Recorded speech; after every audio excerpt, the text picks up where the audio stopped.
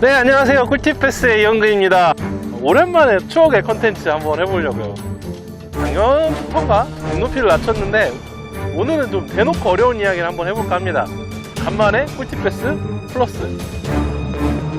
무슨 이야기를 할 거냐면요, 제가 요즘 낚시하면서 느끼고 있는 것 중에 똑같은 데서 낚시를 해도 고기를 낚는 사람이 있고 못 낚는 사람이 있단 말이죠. 그리고 가만히 보면은 어떤 차이가 있냐는 거예요. 물론 우리가 흔히 손목에 차이가 있다 이런 이야기도 하고 여러 가지 실력이다 아니면 운이다 이렇게 얘기를 하는데, 제가 같은 곳에서 낚시를 해보면 루어를 어떻게 사용하느냐에 따라서 좀 그 결과가 달라질 때가 있거든요. 무슨 이야기냐면, 캐스팅을 해서 폴링, 주로 이렇게 수직적인 움직임이라고 하죠. 이렇게 떨어지는 움직임에 고기가 탁탁 먹어줄 때가 있고, 좀 그렇지 않고 가로로 쭉쭉쭉 움직일 때 입질을 탁 해줄 때가 있단 말이죠. 지난주에 꿀팁 패스 소프트베이트 저크베이트 편에서 이렇게 감으니까, 스피닝을 이렇게 감으니 고기가 퍽 하고 물고 갔잖아요.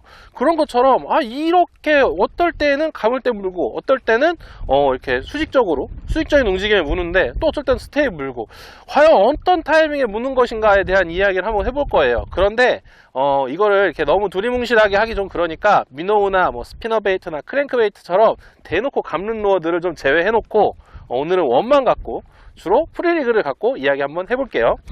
근데 오늘 이야기는 진짜 어려울 수 있어요. 왜냐면 이 경험에 대한 이야기가 많이 나오고, 낚시를 오래 하고 다양한 상황을 겪어봤을수록 요거에 대해서 맞아, 나도 저랬던 적이 있어, 이런 이야기들을 좀 많이 할 거거든요. 그러니까 오늘 이야기는 지금은 당장 좀 이해가 안 되더라도 경험이 좀 쌓이고 나서 꼭 한번 다시 보기를 꼭 부탁드릴게요. 일단 우리가 낚시를 하다 보면요, 이 고기가 어떨 때 탁 입질을 한다, 먼저 그런 약간 미래가 보이는 사륜함 같은 상황이 딱 발생을 해요. 그게 뭐냐면, 딱 캐스팅을 해갖고 폴링을 주고 싹 감아가지고 여기쯤에서 물 것 같아 라는 생각이 드는데, 그때 돌 같은 게 탁 있는 거지. 그래서 그 돌을 탁 넘어가면 왠지 물어하면 통 하고 때릴 때가 있거든요. 이렇게 미래가 살짝 보인단 말이죠. 제가 이 얘기를 먼저 하는 이유는, 우리가 낚시를 하다 보면 어떤 특정한 움직임에 입질이 들어올 거다라는 걸 예상할 수 있을 때가 있다는 거예요, 낚시를 하다 보면. 그래서 주로 제일 많이 느끼는 게 뭐냐면, 캐스팅을 해서 쫙 폴링이 하고 첫 번째 폴링이 딱 끝났을 때 물어 하면 퉁 하고 치는 거예요. 이걸 정말 많이 경험을 합니다, 진짜. 왠지 딱 떨어지자마자 폴링 끝나고 물었다, 이런 느낌이 들 때가 정말 많거든요. 이런 경우가 있고, 두 번째는 좀 그렇게 흔한 건 아닌데, 캐스팅을 하고요, 내가 이렇게 딱 회수를 하고서 다시 던지려고 딱 준비를 하는데 뭐가 여기서 갑자기 앞에서 쭉 하고 물고 가는 거죠. 내지는 내가 입질을 받으려고 하는 구간이 지났어 라고 생각을 해서 루어를 감기 시작했는데, 한두 바퀴 지나자마자 툭툭 치더니 확 하고 끌고 가는 거예요. 스피너베이트나 미노우가 아니라 이런 웜채비라 하더라도 그런 경우가 있다라는 거죠. 그래서 이거를 좀 구분을 생각을 해보면, 우리가 캐스팅을 해서 쭉 떨어질 때 입질을 받는다든지, 흔히 얘기하는 폴링 바이트는 루어의 수직적인 움직임에 고기가 반응을 한다는 거예요. 그리고 이렇게 회수를 하다가 턱 하고 물어준다는 건, 이게 가로로 움직임, 그러니까 이게 평행한 움직임, 수면과 평행한 움직임, 가로로 움직였을 때 입질을 받는다는 거죠. 뭔가 가로로 움직일 때 물어줄 때에는 물론 스피너베이트나 미노 같은 거 제외하기로 생각을 했지만, 뭔가 이렇게 움직임이 있는 지속적인 무빙에 물어준다 라는 생각을 조금 해볼 수 있고, 수직적인 움직임, 폴링에 물어줄 때에는 이거 수직적인 움직임에 반응하는구나 라고 유추를 해서 그거를 이제 좁히는 거죠.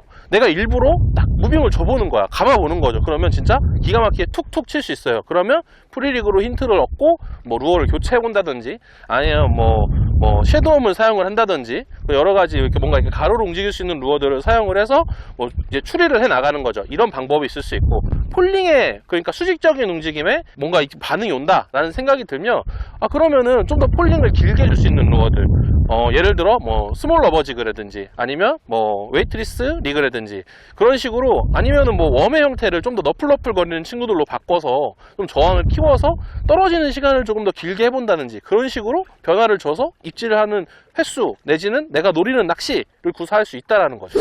우리가 지금 가로 세로 이야기를 하고 있으니까요, 웜낚시에서 프리리그를 이용을 해서 이 가로 세로를 어떻게 구현할 수 있는지에 대한 이야기를 해볼게요. 일단 우리가 멀리 캐스팅을 하잖아요. 그러면 기본적으로 첫 번째 시작은 거의 다 세로입니다. 이렇게 폴링 이렇게 떨어지겠죠. 여기 때까지는 세로고, 그 다음부터는 일반적으로는 가로예요. 왜냐면 제가 멀리 던졌기 때문에.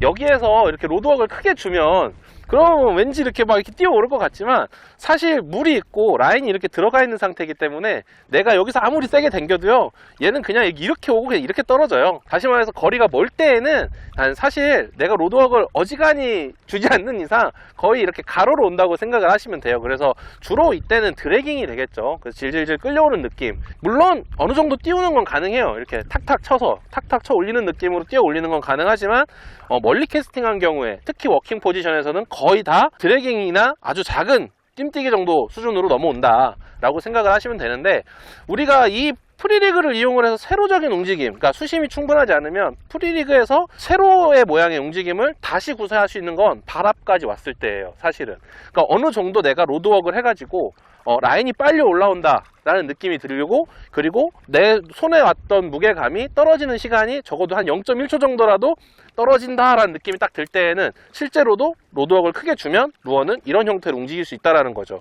그래서 우리가 호핑과 드래깅을 구분을 하면 사실 먼 거리에서는 내가 로드웍을 어떻게 줘도 호핑을 구현해내기 힘들지만 근거리에서는 이런 호핑을 좀 구현해낼 수 있다는 거죠. 제가 지금 낚시하고 있는 곳이 이렇게 경사도가 있는 석축인데, 이런 석축에서도 이렇게 가까이에 왔을 때 로드를 이렇게 탁탁 쳐 올리면 걸리는 느낌이 나요. 들 때 두둑하고 이렇게 떨어지는 순간이 존재를 하거든요. 이럴 때에는 내 루어가 수평으로 움직이지 않고 수직적으로, 그러니까 가로가 아니라 세로로 움직이고 있다는 거죠.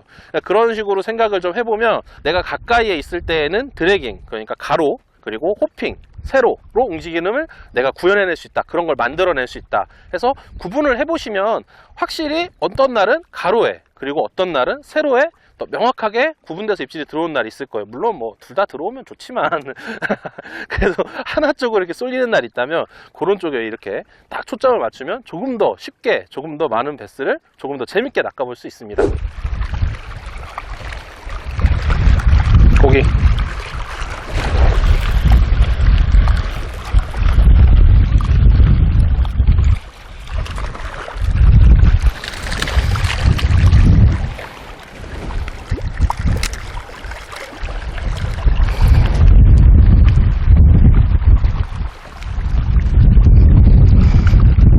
아니 그런데 우리가 웜낚시, 특히 프리리그에서 어떤 움직임을 그냥 가로와 세로 이 두 가지로만 딱 이야기할 수 있을까요? 다시 말해보면 이렇게 폴링을 해가지고요 세로라고 했지만 가로로 이어지기 전에 중간에 멈추는 시간이 존재를 하잖아요. 흔히 얘기하는 스테이.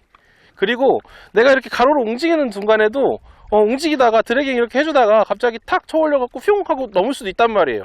그럼 이때는 가로와 세로가 섞이는 순간이 존재를 하잖아요. 그러니까 이거는 뭔가 무빙이라고 보자는 거예요. 그 무빙이 막 스피너베이트 이렇게 감고 막 크랭크베이트 이렇게 감고 이게 아니고 뭐 버징 막 이렇게 하고 이게 아니고 이런 움직임들이 연속적인 과정 라고 한번 생각을 해보자는 거예요. 그래서 움직임이 섞여있는 연속되는 과정과 그리고 그 움직임이 잠시 멈추는 스테이 로 생각을 해보면 이 두 가지도 우리가 곰곰이 생각을 해보잖아요. 그럼 입질이 좀 양상이 다릅니다. 어떻게 다르냐면, 낚시를 많이 해보고 고기를 많이 낚아보신 분들은 그런 느낌이 있을 거예요. 내가 아까 처음에 얘기했던 것처럼 어떤 뭐 장애물을 넘는다든지 물속에서 나무 같은 거에 걸렸을 때 그걸 딱 극복을 했어요. 그걸 딱 기다리고 있으면 하나 둘 셋 들어와 토독 하고 들어온다고 입질이. 그거를 분명히 느껴보신 분들 있을 겁니다.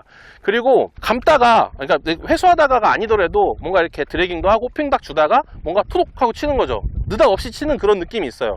이거 두 가지가 곰곰이 생각을 해보면 손에 전달되는 감각도 좀 다르고, 그리고 챔질의 확률이나 이런 것들로 봤을 때, 아니면 뭐 입에 걸려 나오는 위치라든지 이런 걸 보면 조금 다르다라는 걸 느껴요. 제 생각인데 이거는 완전히 여기부터는 썰입니다. 그냥 썰이에요. 내가 캐스팅을 해서요 스테이를 줬을 때 루어가 문 경우, 그 경우에는 대부분 좀 먹으려고, 모든 상황은 아니에요. 단지 스테이에 먹을 때에는 뭔가 약간 먹으려고 하는 경향이 있다라는 생각이 들어요. 왜 그러냐면 손끝으로 전해지는 제 주관적인 감각이 이거는 먹었다 라는 느낌이 들 때가 정말 많거든요. 실화인가? 이러면서 물던데? 또 물었어. 또 물었어. 이거 크다!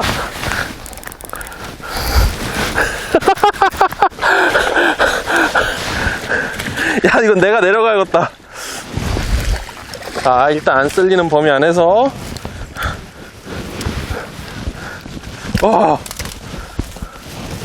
예!